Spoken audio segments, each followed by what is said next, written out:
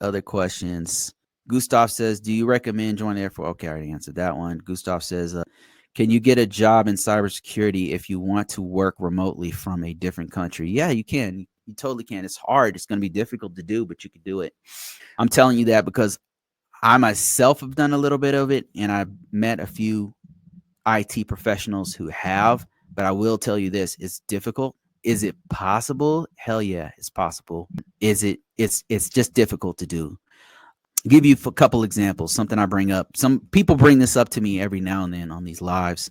When I was working at Verizon, so Verizon, for those of you who don't know, maybe you don't live in this country, it's a international telecom communication company here in the US. It's based in the US, but they have business all over the world.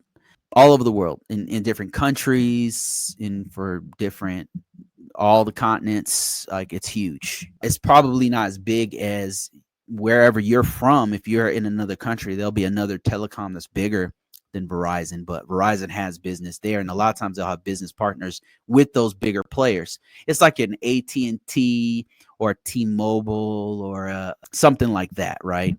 So this big telecom company that I worked with, I was a cyber risk person with them, a cyber risk consultant, because that's something I had no idea they did that until I got the job.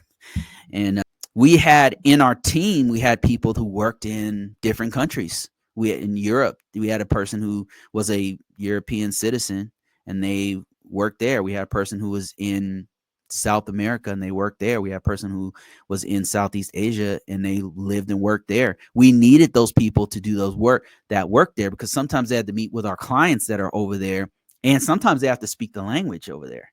So one thing you could do is to get with one of those global, international, multi-billion-dollar companies and work with them.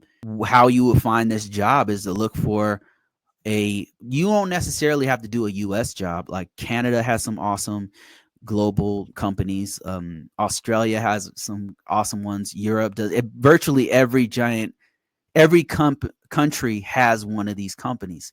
And what you want to do is look for, especially if you speak more than one language, right? That's people don't talk about how valuable that is, but it's extremely valuable to know more than one language. If you know more than one language, you are extremely valuable. You just don't know how valuable you are, because there's always companies looking for, especially if you have a technical background, you don't have no idea how valuable you are.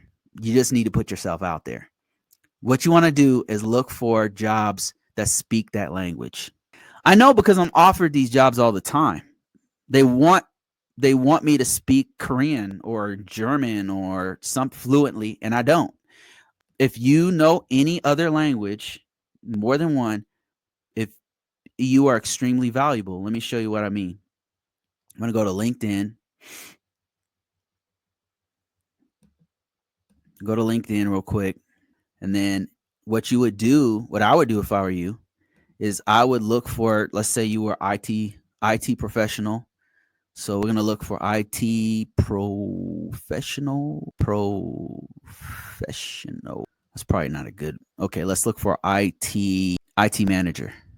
Let's say your background's IT manager who speaks, and you spoke, I don't know, German.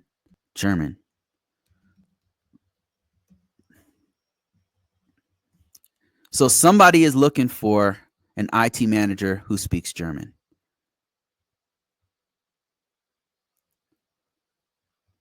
If you speak another language, what you want to do is look for jobs that require you to be bilingual in that other language.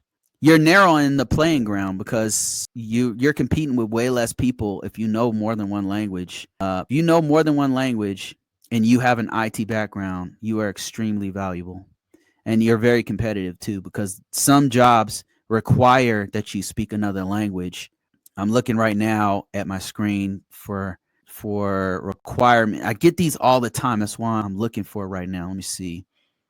I said IT manager German. Let me see. How about Korean? Because they don't call it German. They call it Deutsch.